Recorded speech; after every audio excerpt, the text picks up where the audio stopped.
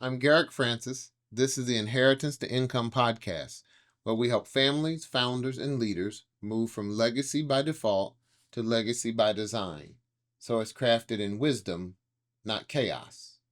If you're building for the next generation, you're in the right place. Let's talk about it. Finding and beginning the journey towards scaling your second mountain isn't the problem. Handing over the deed to your first mountain is. Because most people don't actually know what succession looks like for them and for their family and for the people depending on them every day. So they keep carrying it. Not because they're greedy, not because they're arrogant. It's because they're not sure about how to hand it off, what will happen to their legacy, who will steward it in the next generation. And when you're unsure, default gains control of making decisions for you. Quietly, slowly, delays begin to become routine and assumptions replace communication.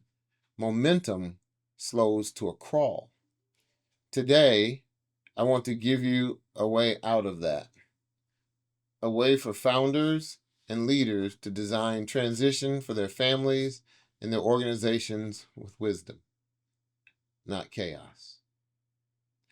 Now, let me define something quickly because I've been using this language about first mountain, valley, second mountain, and I want you to recognize where you are. The first mountain is the building season. That's when you prove yourself. It's identity and achievement. It's the hard work. It's what the world tends to reward. Success, revenue, growth, awards, accolades, titles, and positions. The valley is the transition zone. That's when the old way of operating isn't sustainable anymore. It can come from a major life or an environmental change. It can come from burnout. It can come from the simple reality that you're carrying too much for too long. And it can come because you actually made it. You did all the things they expected you to do and more. In the second mountain, that's the stewardship season. It's less about what else can I build and more about what needs to continue and what has to change so it can continue without me. It's about leaving a legacy that is more than money, titles, and recognition. It's about purpose and impact that transforms families, communities, and the world. So here's how you tell where you are. If you're still on the first mountain, you're still the primary decider. Most things still run through you. You still have unfinished business that you're not willing to let go. If you're in the valley, you want to step back, but stepping back feels too risky because you can feel the continuity risk. You feel the identity shift. Something is gnawing at you, calling you, but something is also shackling you and keeping you stuck. You're neither motivated to continue or inspired to move on. If you're being called to the second mountain, you're thinking more about continuity than control. You're thinking more about preparing than grinding. You're thinking more about inspiration than explanation. More about what your family and teams can carry without you than what you can personally hold. And more about your legacy than your position. That's where this episode lives. But let me take a moment. This episode is sponsored by Reese Francis Studios, helping you prepare, preserve, and record the legacy that you're building.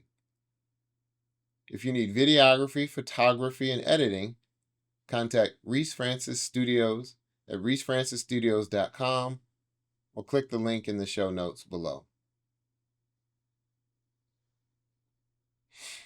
Now, when I say first mountain, I'm talking about the thing you've built, you've led, you founded. And I'm not just talking about business owners. I'm talking to leaders, executives, nonprofit directors, school leaders, faith leaders, anyone who's carried something for a long time and helped it rise. Your first mountain is the thing other people now depend on for their livelihood, for their well-being. It's a mission and a team and a community that you've built. It's a system that works really well, a set of relationships that you've cultivated over the long term. And if you're honest, sometimes it feels like the whole thing runs through you and depends on you. So when you start thinking about stepping back, it doesn't feel like a vacation. It feels like risk. Here are the two fears that I see and hear the most. Fear number one is, if I step away, it all fades, right? If I step away, no one can hold it. Maybe not instantly, but gradually. All that hard work that I've put in, the standards shift and the culture, it weakens. The impact gets diluted. There's nobody here that can do this but me. And fear number two, who am I if I'm not doing this, if I'm not carrying it? Because for years, your identity has been fused to the work. You're a builder, you're a fixer, you're a decider. You're the point guard. Everything runs through you. You're the one who makes it work. So when you're considering these two fears, you're trying to figure out, which one am I? And I want to say this clearly, that this fear, it isn't about ego. The fear really is stewardship. If you handle it with design, you're trying to take care and create legacy. But if you handle it by staying stuck, then that stewardship is going to turn into strain. And that strain turns into default. And here's a distinction that I think changes everything. Stepping back is not the same as handing over. Stepping back is creating absence and a void, where handing something over with care is transfer. It's when you transfer the authority thoughtfully with a goal in mind. It's when you're transferring clarity that establishes trust. And you're transferring the decision rights that actually empower the next generation to carry the legacy forward. A real transition shows up in decisions, and not in the announcements. Really making a point here that the real transition, it does show up in those decisions that are made, not in announcing who is going to take over. Because you can announce succession and still be the decider behind the scenes.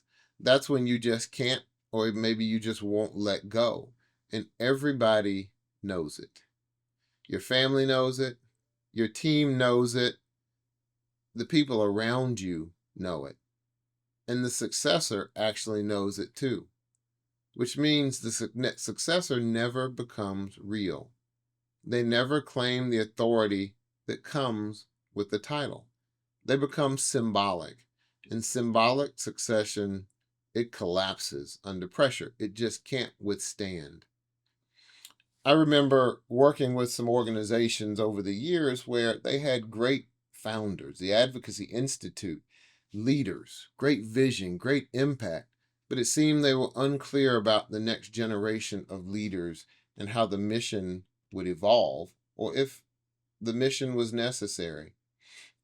And so while transition happened, there wasn't real clarity of purpose and clarity of authority. And so eventually, the organization closed. It still had an impact. It still had a future, but the clarity didn't allow that future to evolve.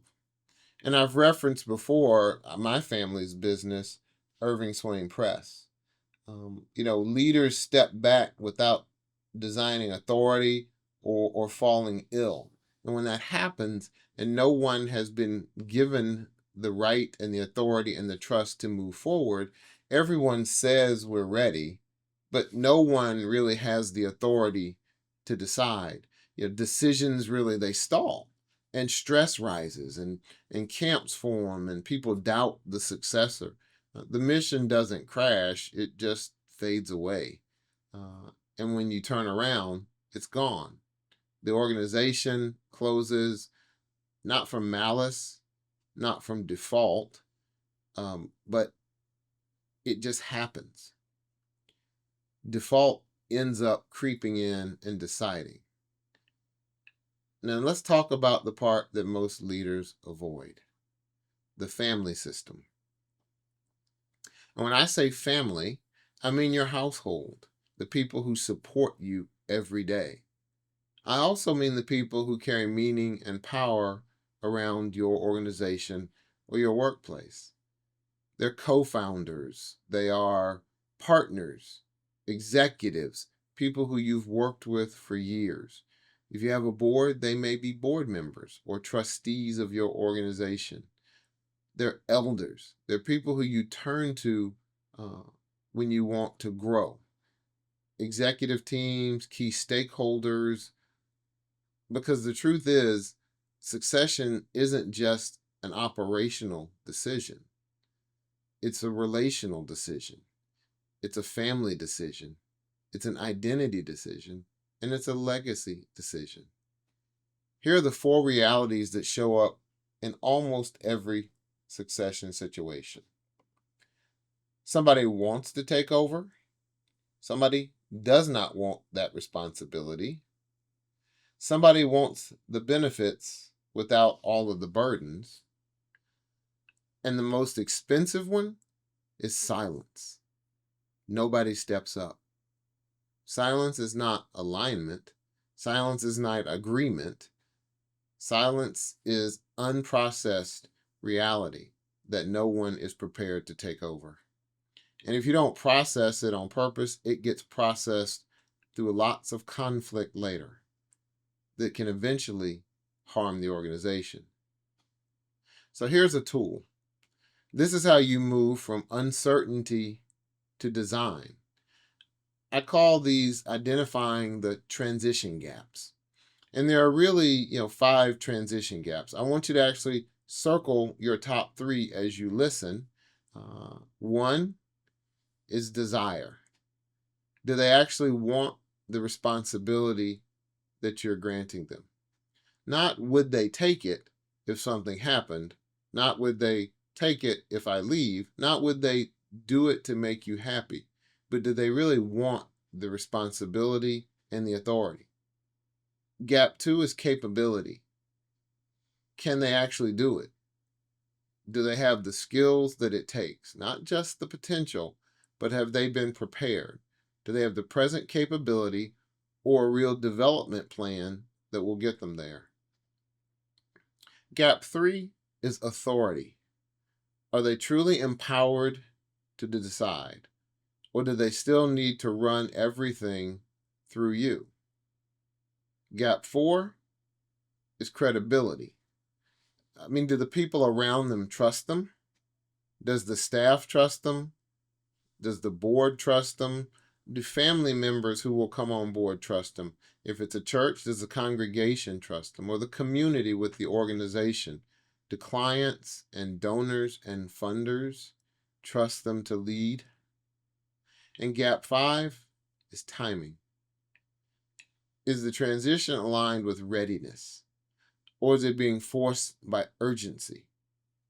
If you don't name these gaps, you'll keep calling it succession planning while you're actually stuck in what I call succession confusion. So identify your top 3. These aren't problems. These are your design priorities. This is where you want to focus your effort and your time. Most leaders get trapped here because stepping back can feel like they're losing their identity. Handing over is what we need to do. So you delay. You say, it's not the right time, but sometimes it's not the timing. It's attachment. It's a desire to hold on. And I'm not saying that with any kind of judgment. I'm saying it with respect to what you've built, because you gave your life to build something. You poured your blood, sweat, tears, money into something that has become great. But there's a design truth. If you don't design your role after a transition, you'll keep reaching back into the system. You'll just check in from time to time. You'll want to just make sure things are still running the way you wanted them to. Let me just approve. And the system will stay dependent on you. And if something happens to you, it falls apart. So you need a post-transition role that helps you continue building your legacy. Not something vague, but something defined. There's some examples. Some people stay on as an advisor. Some people will chair. Some people will mentor. Some people will be an ambassador for the organization. Some people will go to an emeritus status. But they're all very defined roles and responsibilities. The second mountain has to be named, because if it's not named, you'll keep living on the first with nowhere else to climb. And so if you're thinking about how this works, I've talked about Wembley Electric before, where Mr. Wembley actually stepped out of the business when he felt it was the right time. And Greg Wembley, my friend, was ready to take over. Now, he had a lot of learning to do, but he had clear authority, he had clear trust, he had clear skill and capability. He had all the things it took to be really successful. It bent the learning curve. It didn't eliminate it. And so in those type situations, leaders transfer authority while they still have energy. It holds on to alignment. They have alignment conversations. They're available to be asked about skills and directions. And they name what has to be true as the model evolves. Sometimes they run a 90-day authority test to let people ease into their roles. They define post-transition roles so they can bless the handoff without haunting it. And that's by design. And that's why in the episodes we did with Mia Jones, her emphasis on communications really matters. If you missed them, I urge you to go back and check those out. Unspoken grief and unspoken expectations turn into conflict. So this design requires language. It requires action. And here's 5 actions that you can take. Not someday, but right away, this month. Action 1, hold some alignment conversations within the next 30 days. You have one question. Who wants responsibility, and what responsibility do they actually want? Action number 2, go back to the transition gaps. Circle your top 3. Is it desire, capability, authority, credibility, or timing? Then choose one gap to address first. Not all 5, not your top 3, just one gap that you can address right away. Action 3, run the 90-day authority transfer test. Transfer 2 decisions to the successors. Just 2. Some examples might be, budgeting thresholds, or a hiring decision, or vendor commitments, or meetings with financiers, a program strategy, or a stakeholder commitment, or coming up with the next product launch. If you're still the decider on everything, you're not transitioning. You're just postponing the inevitable. Action number 4, define your 3 non-negotiables. Ask yourself, what must remain true even if the model evolves? What is the core values of our organization or our business? That protects the meaning and the purpose that you established. And then action 5, write your own second mountain role statement. Just one sentence. In my next season, I will be blank, and I will stop doing blank. And if you really think about it and heard yourself in that statement, If you're in the valley season where the second mountain is calling you, but the handoff still feels unclear, that's why I built the succession readiness audit. But the goal, it isn't really just to step back. The goal is to transfer your wisdom so that your legacy isn't left to default. And then there is the founder dependency risk audit. Seems like a lot. But if you're realizing the organization still runs through you, this document helps you pick one fix that you can do this week. No hype, no pressure, just one decision that'll help you get clarity as you begin to take further steps. Because inheritance may begin by default, but this legacy, it requires design. So thank you for the time you've granted me. If you're building for the next generation, I hope you will join us again.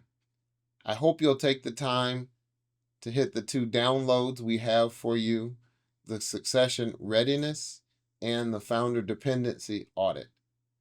I think they'll help out. God bless.